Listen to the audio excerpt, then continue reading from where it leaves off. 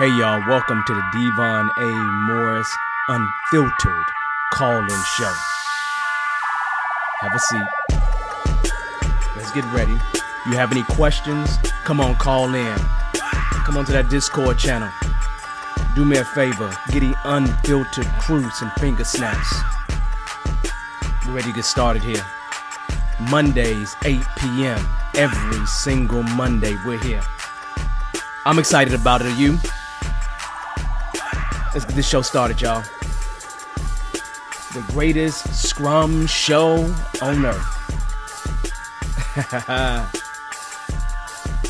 I'll see y'all soon. Enjoy.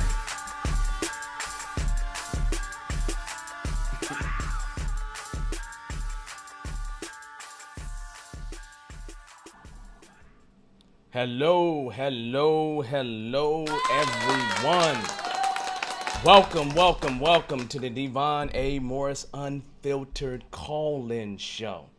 And this is interesting because if any of you all have been around me at all, you will know that I do experiments. And I'm actually trying a new experiment today by using Restream and being on LinkedIn Live because we got approved for LinkedIn Live. So that's an amazing thing. I'm very, very happy about that because I applied for LinkedIn Live a long time ago, so I definitely don't want to abuse it, but it is just a nice little experiment that we're running. So first and foremost, I just want to say welcome. Let me give you the format of what we do here. It is not one of those places where I have a whole topic ready to go for you. I don't. It is here to answer your questions. So I come here every other Wednesday. We used to do every Monday, but that was just too much. And I just answer your Scrum and Agile, even entrepreneurship related questions, okay? So if anybody wants to join us, I went ahead and threw on LinkedIn, and I went ahead and threw out there on YouTube. So the two places where we're streaming at, YouTube and LinkedIn, both of those things I've taken care of. And I would say, first of all, I'm gonna say, hey to Matt. I haven't seen Matt in years, right? So this guy I'm throwing up on the screen there, we actually did some work long time ago. And I know Matt's doing great things with Agile, but that was in my younger days, in his younger days of doing stuff. And that's probably when I did the lab, the Massar lab back in the day. So Matt, welcome. That's a good thing. I'm gonna start this conversation before anyone comes and calls in anything like that or join us in the space. I'm gonna start this whole thing by you see Matt said something about mumbles. People don't believe, hey Matt, people don't believe that I used to carry mumbles around, but Matt can confirm that I actually carried mumbles around. Seriously. So Matt can actually confirm. Here's mumbles right here, same old mumbles that I used to carry around. But seriously, y'all, I used to carry mumbles around. Back at a little company, not a little company, but back at a company called USAA, I used to carry mumbles around with me all the time. All the time, I would carry mumbles with me. Well, to meetings, right? I mean, I can give you a little bit of history on that. But I want to start someplace. Mumbles went everywhere. So when I tell you mumbles went everywhere, mumbles went everywhere. It is not a joke. Matt's going to kill me for this.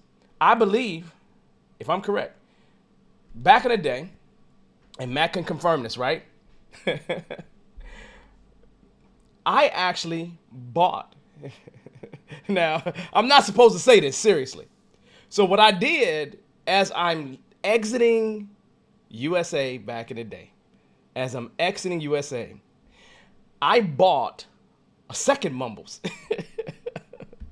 And I left Mumbles there as a representation of what we were doing. Literally. I believe I left it with you, Matt, if I'm very serious about that. I believe I left Mumbles with Matt and told Matt to continue the journey, right? Because we had the whole year of Agile, we did all that other stuff, and I literally left Mumbles behind. But, hey y'all, the secret's out. That's the real Mumbles. I left the other Mumbles trying to be inspirational, okay? So Matt would have that, but I did leave Mumbles behind. a copy of Mumbles, but Matt's not gonna tell anybody that that's not the real Mumbles, right?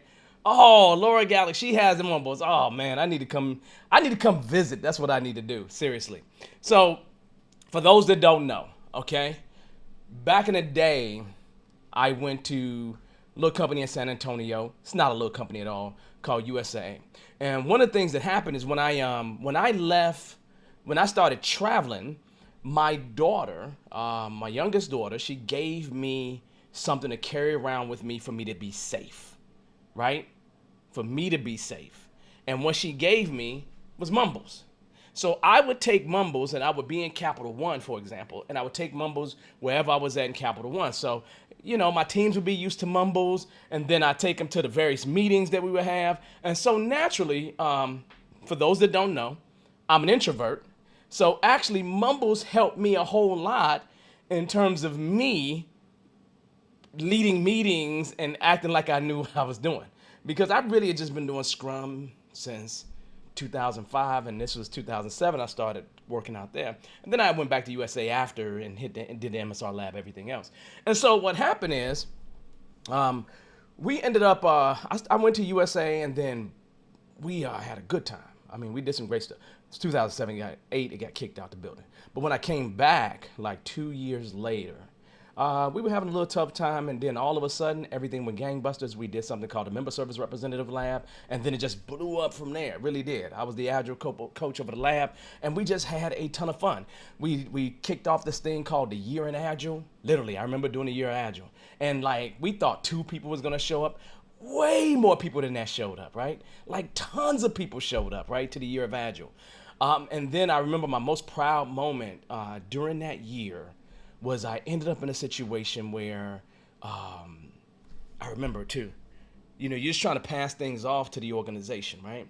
And so we got to the point where people that was involved, like Matt and Brian Parks and Laura Gallagher and many, many other people that was involved, they started taking it over. Because I'm just a consultant, right? They started taking it over and they started owning it. And I remember at the beginning of the Year of Agile, I was really leading a lot of things. But then when we got to the end of the Year of Agile, it was nothing but employees from USA standing on the stage. And I remember that, and it was almost like one of my proudest moments that I ever had, because it was me seeing the growth of a company that had kicked Scrum out the building, like literally kicked Scrum out the building, okay? To a company that moved toward actually embracing it. To the place where I remember that Scrum was a bad word there. It wasn't like we could really say that very well. I remember all those years of there's no, we don't have Scrum average. Project managers don't use the word Scrum. To the point where USA ultimately got a title of Scrum Master inside the building, I think in 2019. So it's good, if I could, like, if you can watch an organization grow, it's unbelievable. It's worth the journey, but it's a tough journey. It's one of those ones that's really laden with tears and pain along the way. But once you see the success and you see people start to change, it's nothing but pluses. So I find it always to be amazing. So that is a plus, super plus. So Matt, welcome. It's been a while since I seen you, man. When this pandemic dies down a little bit, I got to go down to Austin, man. So if you're still in San Antonio, man, hit me up. Hit me up on LinkedIn. Let's connect and let's go to lunch or something like that, okay? So realistically, this is very interesting. I got someone calling in right now. So let me go ahead and kind of bring them about and bring them in and have them as a guest here and see what kind of question they have. So let me get this right for us. Hey there, how you doing? So microphone check. Let's make sure you can hear me, right? I can hear you just fine, Devon. How Okay, are all you? right. So do me a favor. First and foremost, I'm gonna throw your name up. I want you to, I would say introduce yourself, but your name is Ricardo Peters, right? All right. So again, this is all about asking questions. So, what's your question? How can I help you? Okay, what I would like to know about Scrum particularly is that we have seen many people giving up on it. Okay. because of bad implementations, right? Or not following what is are supposed to do. How can we balance the difficulties that the organization have in adoption uh, to deliver their services and what they are expected to do when they are doing an agile mindset? Because some people find it very hard to implement because we don't work like this. It's difficult for us to work like this, Hmm. and they come up with something hybrid to not give up on their processes Hmm. and make the transition right. So I think there must be something we can do to address those issues in the organization. Does that make sense to you? Well, it does, but let me ask you a couple. Let me ask you a couple questions, okay? Now, your role. What is your role? You don't have to be specific. Scrum Master, Agile Coach. You're in leadership. What's your role?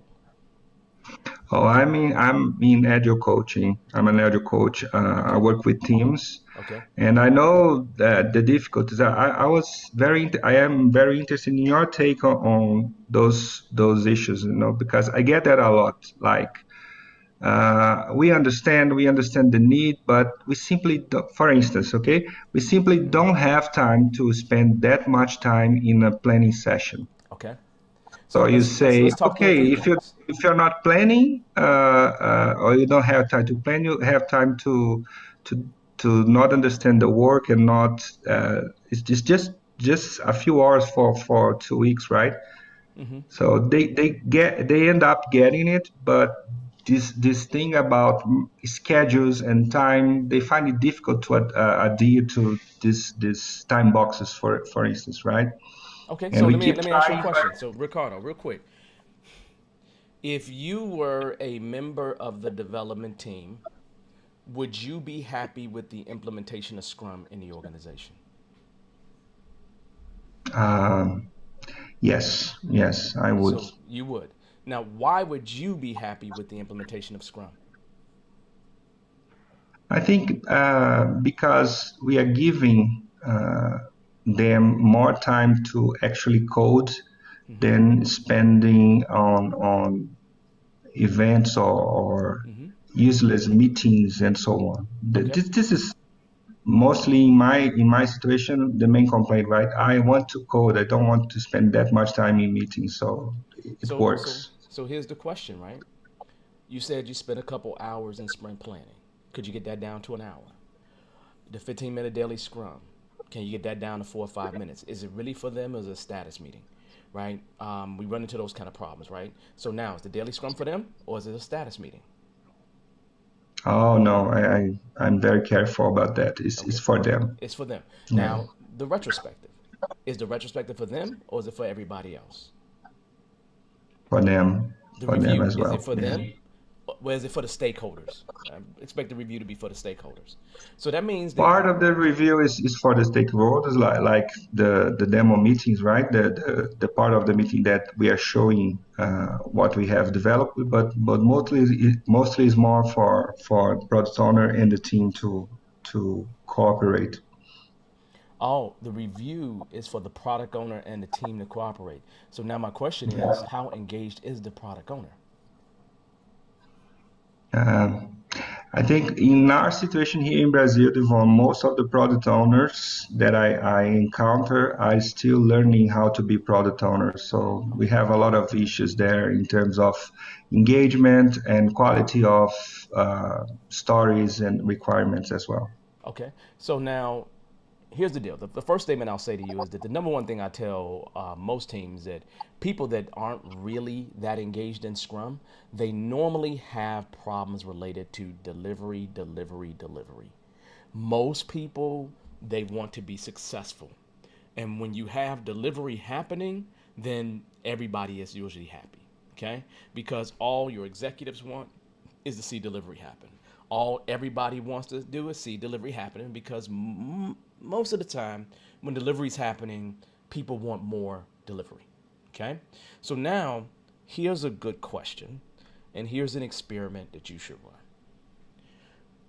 Find out what the development team wants. Have you really sat down and asked them, let's just throw Scrum out the window for a second. What is it that you want? We know you want to code more, no problem. I believe this process, compared to the other process, actually gives you more time to code. It gives you more time to do what you know how to do. And we stay in these things as little as possible. But beyond that, what is it that you desire and want? And then the question becomes, if you bring that up in a retrospective, they can come up with actionable things that you can actually do that would make their lives easier. So now what am I asking you to do, Ricardo? I'm really asking you to have them tell you how to make it better. Now I'm starting with the development team because they're normally the ones that's complaining about the meetings, right? But if you're going into meetings to really get out the meetings and you're spending as little time and you being as effective as you can in those meetings, and I'm assuming that you are. You got your sprint goal, you going in with your sprint goal, you already got a prioritized product backlog, you probably been doing some product backlog refinement meetings, so the product backlog is ready to go. When they go in there, they just pick, in 45 minutes they done. Great. They got everything tasked out like they want to, or maybe not, because they ain't got to do task either, right? And then they go and they run and do their stuff. Now, most teams that I keep in a sprint planning meeting for 45 minutes to an hour, they normally don't complain. You understand where I'm coming from? Because it's really, I'm ticking and tying and making sure that, for example, sprint planning is super duper effective. Now, why do I want to make it effective? Because I want to get them up out of there. You know, if I make a promise to them, I'm trying to get you up out of here. And then I show them, this is what I'm trying to do, get you up out of here. Normally, they're in support of that. So I'm curious as to why they're not in support of that. You know, and here's the deal. You know, I always say to people, when I became a certified Scrum Master, one of the things that Ken Schwaber said to us in class, he literally said this, and I remember this clearly back in '05. He said, a dead Scrum Master is no good to anyone. So I'm going to say a dead Agile coach is no good to anyone, right? So now you don't want to get you don't want to get your neck wrung. You don't want to get kicked out the building. But here's the deal.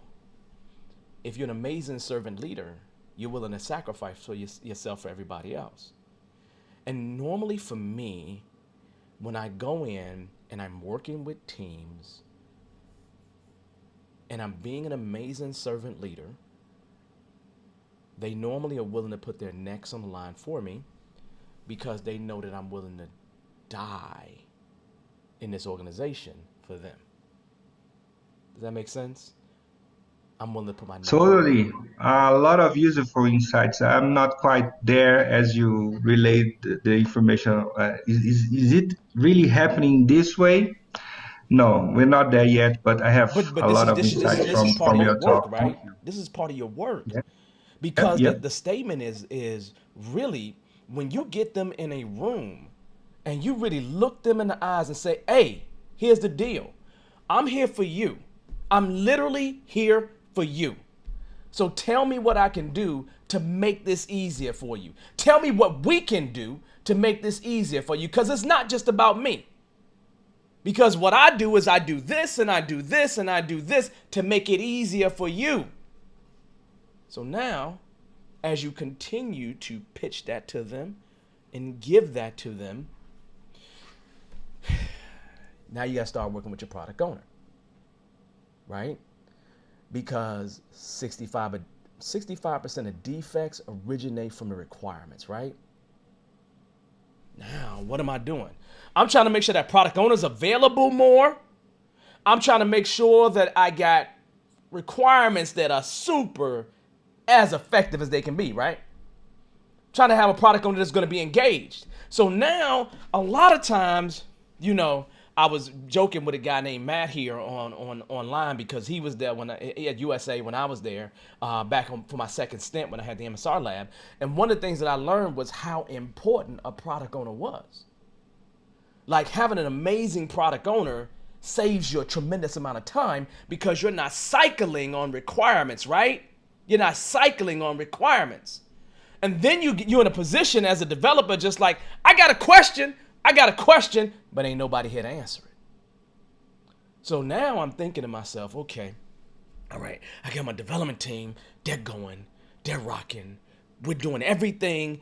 You know, we got all these things that we come up with in the retrospective, and we commit to some of these things in the retrospective, and they take them and they work on them every single sprint. So they're getting happier, and they're getting happier, and they're getting happier, right? And so now I'm just like, how else can I make them super happy? Well, another way I can make them super happy is really simple.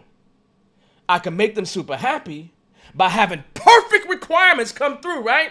Because the more perfect the requirement is, the less time they spend doing what? Cycling around on requirements. The more time they spend actually doing the development stuff that they love to do, right? Important, right? Because if I got a product owner that's engaged, I'm also going to have sprint goals that work as well. Those sprint goals are going to help us work on things that we can see that is going into the big picture, right? We can see that this goal directly ties to the roadmap. Have your developers, your development team seen the roadmap? What's the vision? Got a business case? Have they seen that stuff yet? Because once you take money off the table, according to decades of studies, or you go take a look at the book called The Drive, people are motivated by purpose, autonomy, and mastery once you take money off the table, right? So we talked about that before, right? People are motivated by purpose, autonomy, and mastery, and every single sprint you actually have a purpose, right? It's going to help them move closer to their why or be more excited about the work that they're doing, because you got to remember that development team never gets to see who? The actual users, do they? So now what did I say do? Start off almost immediately with the development team, right? Right? Start off most immediately. But then I said move on to who? The product owner. Now you've set up the Scrum team. You set up the Scrum team now. Now, if the Scrum team is being more and more effective. That's what's happening for them, right? I'm seeing them be more and more effective at this point. You know what I'm doing now? Those successful results, I'm trying to find some way to speak the right story to the various levels of management so they can see the success that we're having on the ground. And the more they see the success that we're having on the ground, guess what I'm doing? Hey, you know what? In order to get you more success on the ground, we need this thing to be done. I know. This thing's a little tough, but I got another option for you right here. So let me know. Can you get either one of these things done? Why am I asking to get those things done? It's going to help who? It's going to help us be more effective at what we're doing, right? It's going to help us be able to do more of what we love to do. Because you know what? Let me tell you something. Ricardo, here's the deal, right? You got to understand this. You know where these things come from? Oh, let me tell you. No worries. I'll tell you right now for everybody need to know. These things came from who? The development team. The development team. Because remember we had that retrospective, right? And in that retrospective, we had things that was in the development team's control, right? But then there was some things that wasn't in their control. What am I going to do with those things, Ricardo? Escalate them. You understand where I'm going? You see what I'm doing? And is this something that happens? You think all what I'm telling you happens overnight, man? You know it don't. It don't at all. We take it and we run small experiments and we work through it piece by piece until we get to some place where, that looks about right. Let's focus on something else. That looks about right. Let's focus on something else. Does that make sense?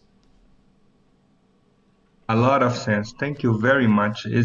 I have awesome ideas on this one. And the part that struck me the most was the part when you asked, is this about the team? Because it's easy to get on the wrong track about this, right? You can get seduced for other expectations. So that really was a good advice from me. Thank you. Thank you so much. Let me ask you a question, man. Do you have kids?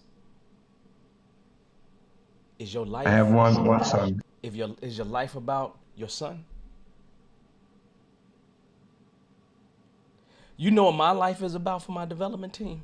Could you guess? My life is about them. You understand? My professional life is all about them. Every last bit of my existence is all about them. Then it gets to be all about the product owner. And then when they are going perfectly and there's nothing else that I can do, then I am working toward making the organization absolutely perfect, my friend. Absolutely perfect. And I'm never going to get to the place where the entire organization is perfect. So I always got a job. I always got something to work on, don't I? But look, man, let me tell you a secret, man. If you ever get to the place where you get that perfect organization and you've made a perfect, you like made that organization perfect, which should be your goal, let me know, because you can write your ticket to any company on the planet, because you'll be the only person in the world that have made a company perfect. You understand where I'm coming from? It's just a whole nother level, right? So it's just one of those things where it's just like, wow. Let's just take that next step. Let's just go to that next place. Let's take it to that next level. And that's all I'm really saying to do. Now, here's the amazing thing. Here's what I need you to do, though. I need you to find some way to measure these things, to measure as much as you can based on whatever organizational standards exist. Does that make sense, Ricardo? Okay? Because it's one of those things where if you have, a sheet of paper, and this is not a sheet of paper, but it has data on it, that data tells a story when you're not in the room.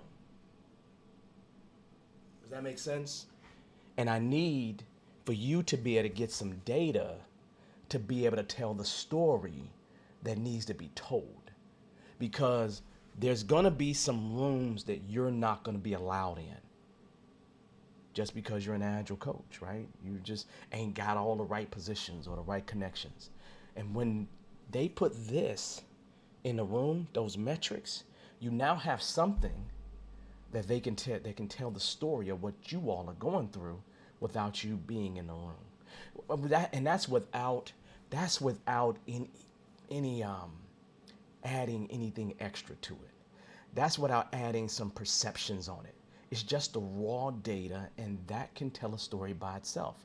And if you're doing that, and if you do like we say do in Scrum, you're transparent, right? Because one of the pillars in terms of Scrum is transparency. And if you're transparent from the start, from the very start, you are putting yourself in an amazing position to be successful without being in every single room.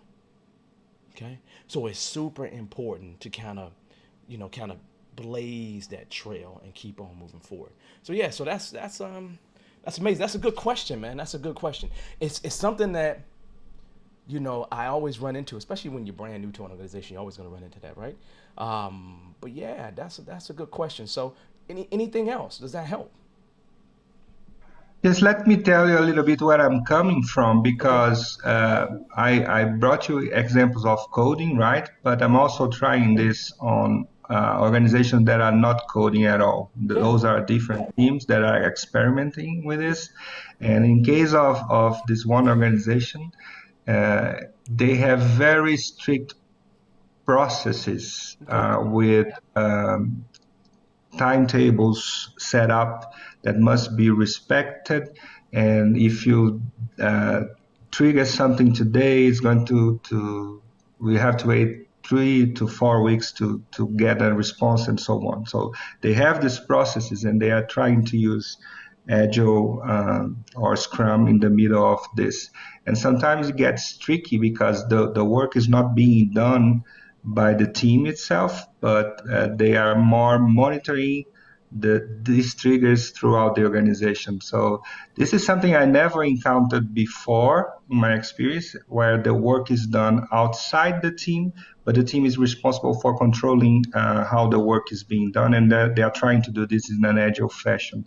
So this is where I was coming from. Like you're trying to use this, but you also have the obstacle or the challenges with the structured process that they have. And those processes are related to a factory process or things that must be addressed in order to guarantee quality. And we're not talking about code on this one.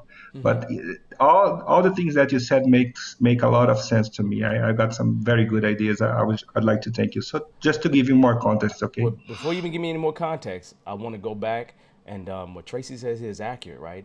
Your data tells a story when you aren't in a room, and I want to go back to that for a second. I want to go back to that for a second, and let me tell you why. Because it's exactly what I'm thinking. I want you to grab a different metric, okay? It's a metric classically associated with manufacturing. Um, you should see it in Kanban, and it's called cycle time. So what I want you to do is I want you to make sure that you have a clear understanding, which I won't talk about it today, of cycle time, tact time, lead time, lag time, right? And if you measure those things, and if you're able to understand where your process is actively being worked and what the gaps are when it's not being worked, because that all adds into some time. And I would run a sprint or whatever process I'm using with all of their processes in place, but measure all those things. And then what I would do is start to get some history so I can tell a story. And I can say to them, look, you do want to do this faster, right? But here's some places where the entire process is halted. And if we were able to do something with this or this or this, then maybe we can speed it up for you, get it done faster. Okay? So it's really data that should tell that story because those things you should be able to measure. Even a loose measurement is going to be more helpful than no measurements whatsoever. So if I'm you, I am using cycle times and the things that are associated with cycle time to help me to provide more transparency into the processes and the times that are being taken when we're not doing work versus when we're doing work. Add all those things up, how fast we could be done, how long it's truly taken us. If we take this out, this is what we can do. And it's like just trying to find the places where you can have some where you find bottlenecks and dealing with all those things along the way. So I think that if you really just kind of take a step back and not only think about the whole typical Scrum stuff of a burn chart and stuff like that, throw that out the window for a minute.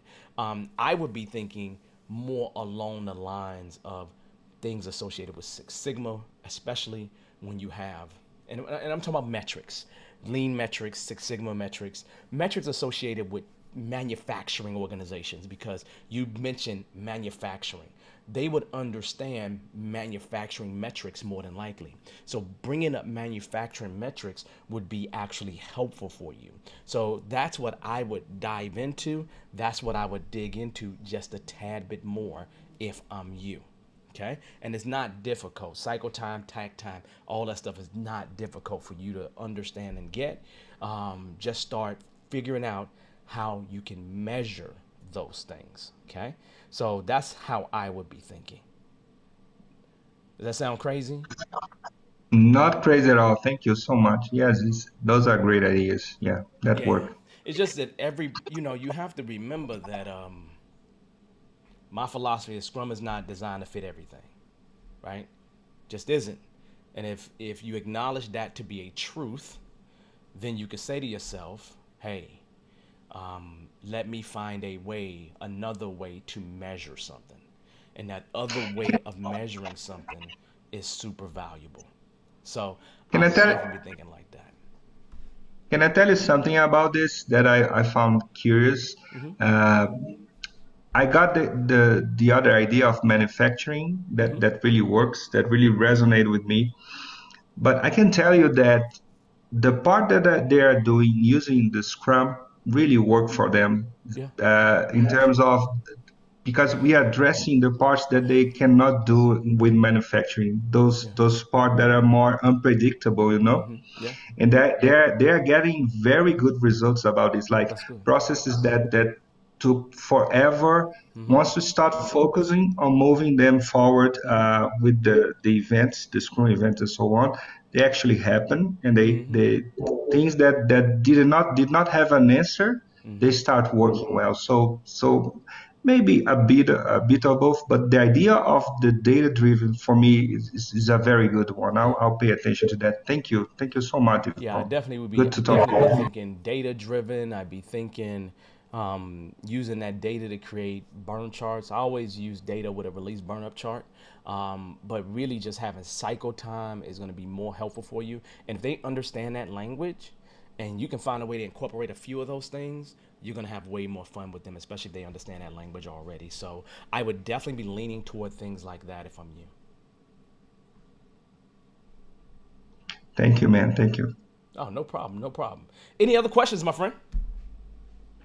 No, no other questions. Thank you. Man, you made this easy, man. I thought you was gonna come with a super hard question I couldn't answer whatsoever, man. Come on, man.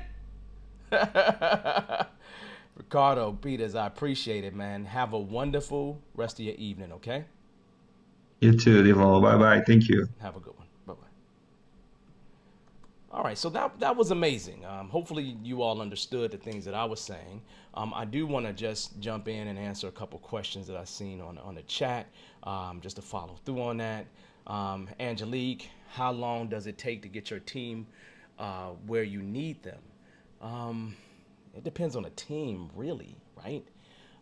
There's no place where I can say a team is absolutely at a particular place. But normally I say to myself, it takes a team about 3 cycles of something for them to get used to it, right? How successful they are is a whole other thing, right? But for them to get used to the process itself, it normally takes about 3 actual sprints. So 3 sprints, and normally you can see that they're moving in some direction, right? So a lot of times when I'm coaching, like if I have if I'm pairing up with another scrum master, I say I got 3 sprints and then I'm out, right? So I do most of the first one. We split it 50-50 the second one, and then you do most of the third one, and then I'm normally leaving at that point. But the idea is that for teams, for me, about 3 sprints is the measure that I think about in terms of it. And it depends on what your goals are. And when I was talking to Peters, I was more talking about sprint goals. And when you have a product owner and you have a roadmap, and your sprint goals tie to your product goal, whatever goals you have related to the product itself. And when I'm talking about goals, I'm just really talking about objectives that we're trying to meet. When they tie together, then that makes it easier. That means that everything you're working toward is actually working toward the ultimate goal of the actual product itself. So it takes a little bit of time to meet goals, but you can work through those things piece by piece over time and actually be truly, truly good to go. So hopefully that answers it. You can always join us and come on if I didn't answer that well enough for you. But thank you so much for asking that question. And then a LinkedIn user asked, how would you deal with Peter's situation if you were in the service industry like banking? Well, I don't normally worry about what industry it is. Because you're going to have whatever metrics you can utilize to best service whatever part of the organization that is, or industry that is, right? So, for example, a lot of times you see people talk about IT, but IT is in every organization. So is IT in banking? Yeah. So in terms of his situation, he's talking about more than likely an IT organization. It could be banking, it could be fashion for all I know. A lot of things would be the same if it's comparison of IT to IT. But what happens if it's something else? Well, if I'm building wooden cabinets, I'm probably gonna think about things like cycle time, right? Because ultimately, I want to get to a place where I can get as many pieces through as possible, right? So realistically, your metrics should have some benefit should have some idea, should be a true measurement of the working product that you're trying to deliver. So in the Agile world, we got the Agile Manifesto, and you look at the Agile Manifesto, working software over comprehensive documentation. Whatever you can do to measure and drive working software is probably the direction that you want to be in.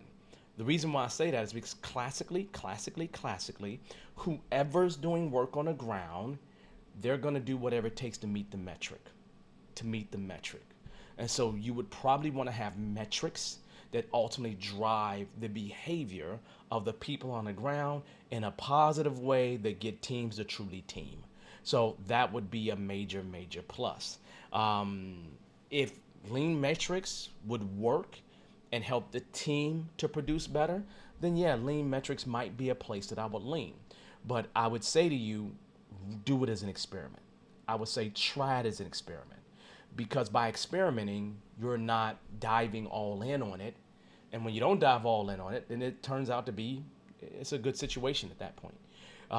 That means you're not wasting a ton of resources. So I would say to you, industry, yeah, every industry has different nuances, but make sure your metrics help drive the appropriate behavior, because people will game the system and work the system in the best way that they can meet the metric. Okay, so very important. That's a good question. LinkedIn user. That's like an anonymous person, I would assume. I've never seen that before, because guess what? This is the first time I'm doing LinkedIn, y'all. But anyway, here's the deal. Let's continue. I should be saying this, right? Y'all should make sure that you subscribe. Like, if you're on YouTube, you should be subscribing. If you're not on YouTube, you should go to YouTube and subscribe. That's what you should do. Okay? Just saying that. I'm throwing that out there for the people that don't know. Okay? Let's see. What else did I have here? Let's see. Angelique, I'm going to tell you right now, Angelique, you are working my nerves. You know why you're working my nerves, Angelique? Because you are asking all these questions in the chat, in the comment section.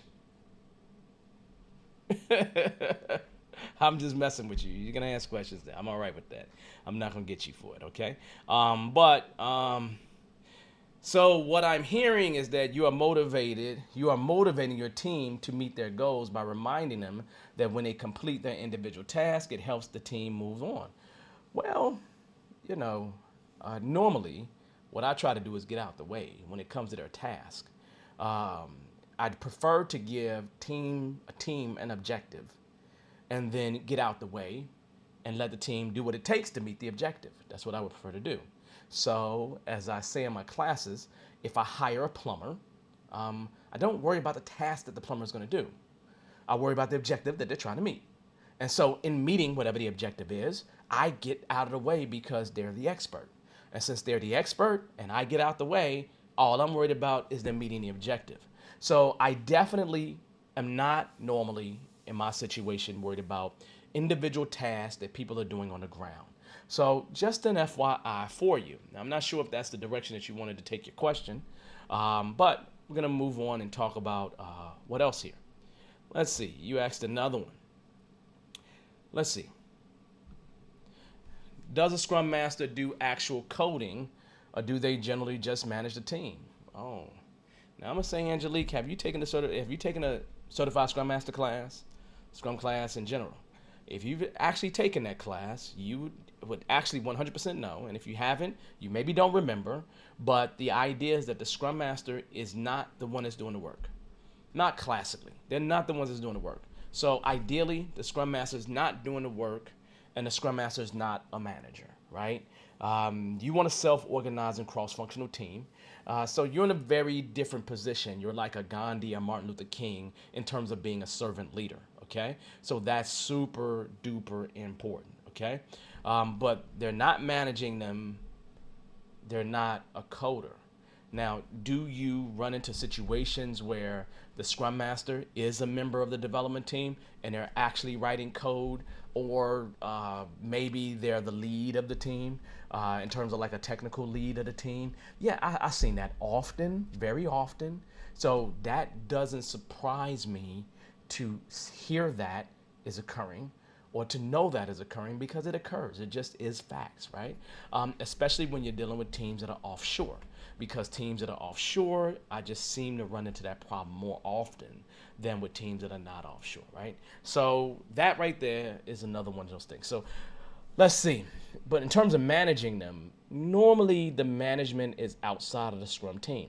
Scrum team being the product owner, Scrum master, and the development team. We kind of look at those three, or if you look at the Scrum Guide 2020, it is the actual product owner, Scrum master, and developers, with the fact that developers is a generic term for anyone that's actually doing the actual work itself, okay? So that's the thought process. Let's see. So hopefully that helps with that. So that being said, I've seen some good questions. I love this comment right here. I still remember the Scrum Master is a master experimenter. If I'm telling you right now, for me, the Scrum Master is absolutely a master experimenter. Let me just put it to you differently. When I think about the Scrum Master, I think beginning Scrum Masters that don't quite get it are kind of order takers. They're kind of following the process. They're kind of in the shoe state where they're just waxing on, waxing off, and that's exactly what they're doing. But those Scrum Masters that are great Scrum Masters are master experimenters. They actually learn to run experiments and run experiments well, and then they can get the data that helps to drive the future. And as a master experimenter, that's something that you very much can do. And that is a major, major, major, major plus when you can do that. Because if you notice a lot of the comments, a lot of the things that I was saying to Ricardo earlier was just to try to really run experiments. Everything that I would recommend to Ricardo, I would hope that Ricardo would run as experiments, would try it in a small way and then make it bigger. Then make it bigger over time. That way, if it falls apart or if something goes wrong, at least you are prepared and ready for it, right? At least you're prepared and ready for it, right? So Angelique, congratulations, taking the class on Monday. Hopefully it's with me. If you're taking it, oh man, do I got a class on Monday? I don't even know if I got a class on Monday. I probably do, knowing me. But Angelique, if you're taking your class with me on Monday, congratulations, because we're going to have a lot of fun and we're going to make sure it happens.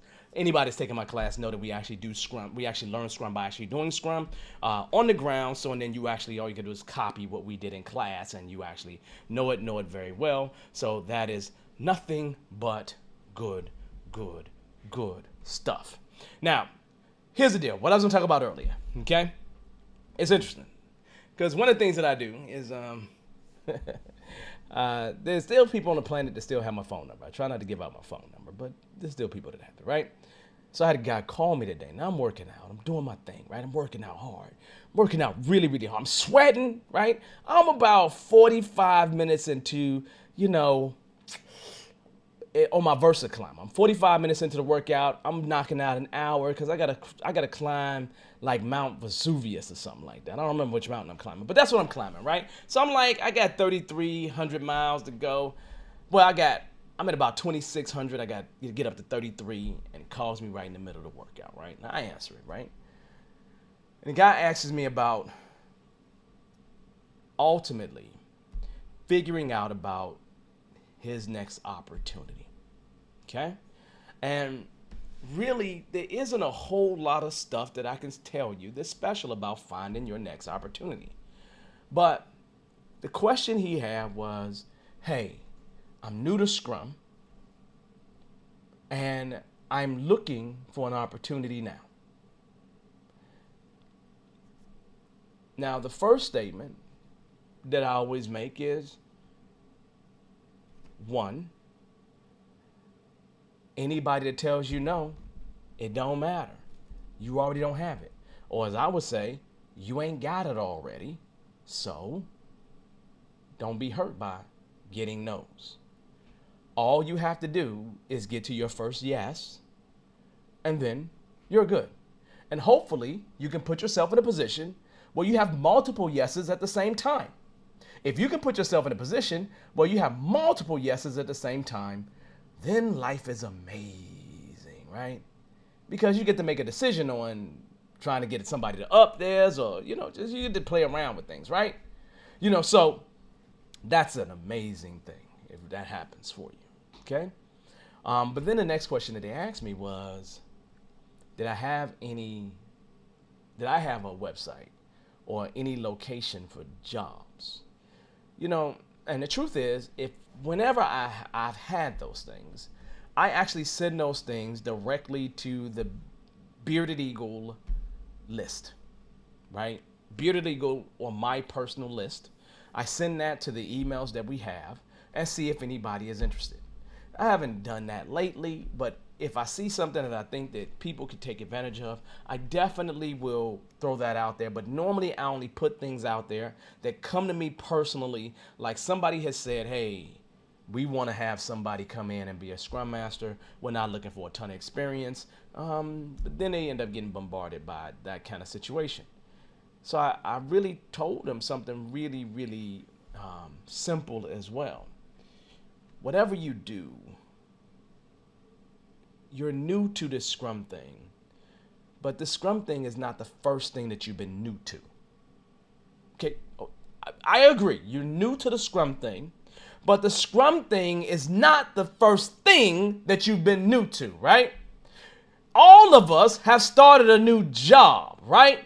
Well, we wasn't a part of whatever industry that was in, and we figured it out, okay? Some of us have gone to college or the military or whatever it is, and it was brand new to us, and we had to figure it out. I'm a career changer, right? I got a psychology degree. There's some psychology kind of work, but then I changed careers and went into IT. I was new at that. Guess what? I didn't start off in Scrum, but when I learned about Scrum, I was new at that. And what I had to do was convince people that I was good enough, valuable enough for them to take a shot on. For them to say, hey, I'm willing to help this person, young man, young woman, okay? Older man, older woman, doesn't matter. Person that's just new, and I'm willing to actually help them get better at this. I'm willing to give them an opportunity to show me what they can do. Okay? Now, I say this because I remember what it was like trying to find a job. The truth is, every time I go into an organization consulting, I almost feel that way. That imposter syndrome where you feel like, really, why they want me? You sure? Am I the right guy? Every time I go into someplace new, even as experienced as I am, I always go in with the same deal, right? So it's one of those things where, truly, what I find with a lot of people is that they haven't done the work. They haven't truly done the work. And there's things that you need to do to your resume. Like literally, there are literal things, there are absolute things that you need to do to your resume to make sure that your resume includes certain keywords. Like keywords that will be important for you to actually get that opportunity, right? We don't normally have skills sections in our resumes anymore. We find ways to throw the skills that we need into those resumes, right? So now I would go and say, have you done Scrum on your job finding process? Because your resume is the first place where I would start. And I would start by figuring out the best ways that I can change my resume up. So, and then when it goes into a job application tracking system, I have the best opportunity getting through that system to get to whatever person, hiring manager, recruiter, whoever it is. So I have the best opportunity to get in front of them. A lot of us miss out before we even get through the tracker. So the first statement is, I've seen some people's resumes that they wanted me to look at, and I don't do that stuff anymore. And you know what? Their resume needed a ton of work. Why did their resume need a ton of work? I don't know, because they hadn't worked on it. So I would recommend that you start cleaning up your house first. We're on LinkedIn Live right now. How your LinkedIn look? Some employers, I know a couple people right now. I know a couple people who got an interview straight off of LinkedIn. Like literally, somebody saw this stuff on LinkedIn, reached out to them, and they got an interview based on that. So how are you looking on LinkedIn? Are you networking like you're supposed to? Like literally, I've had people reach out to me and say to me, hey, where can I find a meetup group? Meetup.com. That's research you can do for yourself. You don't need anything from me to give you for you to do that. All you need is for you to be excited about those opportunities and for you to go after those opportunities. And once you have exhausted all the things that you know to try, you go talk to people. And then you try to take it a step further so then you can have more reach. You understand?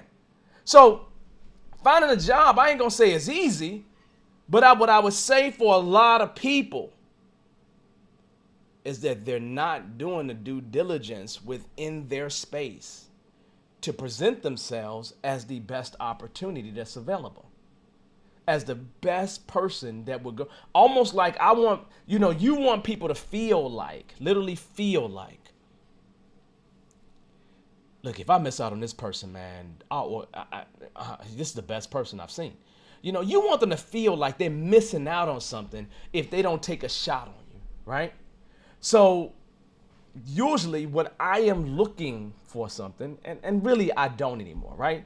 I have Bearded Eagle as a company. I'm the owner of Bearded Eagle, all those kind of things, right? I always find something to get into every single year. I didn't do it in 2020. I may still do something in 2021 while I go inside of some organization and try to dive deep with them, right? I just coach organizations along the way and help them out, but I love to dive deep with organizations.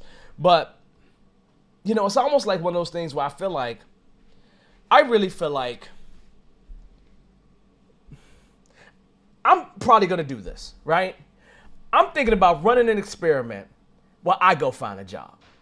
Like literally, I go find a job and I see how hard it is to find a job. Like, let me just take off the CST and just put CSM, and let me take off a few other things, and let me see how hard it is to find a job. What are the things that I need to do to get an interview, right? Because getting an interview is, then you got to present and sell yourself, right? We had a 5-day find your perfect agile job, agile career challenge. And 20 people showed up? That was it. 20 people, that's it. And it was free, 5 days free. We actually had somebody send us an email that said, man, that 5 days, I found a job. But that 5 days was a lot of work for them because we wasn't hand-holding them. To get more time with us hand-holding you, that means that we would have to, that costs more money, right? But just that free 5 days, I got an email 2 weeks later saying, I loved it, I got a job because of it, and I wouldn't have been able to get that job without building up that confidence. Because for a lot of people, really what it boils down to is confidence. That's it. It boils down to confidence. And if you go ahead and say to yourself, and just admit to yourself the truth. Hey, I'm new. I may not be the perfect candidate, but I'm going to get a best shot at it. And I'm going to make sure that I perfectly present myself. So I would say to you, don't get discouraged. Make sure your house is clean. And when I say your house is clean, your resume is ready to go. It can get through all the systems that it can get through. It's including all the keywords that show who you are and, that resume that the actual job rec is looking for, right? Because you got a job rec here, right? And it's saying certain things in it. How well does yours match up to that, right? So you got to do things like that, which does take work. These days, it's not just about creating one resume and sending it to 1,000 jobs. That's 1,000 no's. What you want to do is find that perfect opportunity and tailor your resume in a way that it perfectly fits that opportunity. That does mean when you look at the next opportunity, you're going to have to do the same thing. So that's how I would be approaching finding a job in today's world, especially with all the competition that exists, because when you start seeing these remote opportunities, you have an opportunity for those kind of things. So here's the deal. I'm glad my man called me. I'm not saying anything about you. Trust me. I'm just giving people an example. So don't think I'm talking bad about you, about anyone at all, because our journey is our journey. But here's the deal, y'all. I think we're at that time. I think we've hit that hour. I think we're at the point where we can start to end this thing for the day. I'm glad we had people show up to actually ask questions. On that note, it has been a pleasure, everyone. I love doing this. I'm going to do this again in 2 weeks. So 2 weeks from now, expect for this to happen again. I'll make sure I probably do it on LinkedIn and do it on YouTube, and we'll do it on both places. But here's the deal. Before I go, make sure you go and subscribe to our YouTube channel for sure, because I will always go live on YouTube because it seems to be the freest, easiest place where I can go live on, and it doesn't require a particular environment. So on that note, here's the deal, y'all. Thank you, thank you, thank you. We are done for the evening. I'll see you in a couple weeks. Peace, peace, peace. I'll see you next time. Thank you so much, everybody. Have a good one.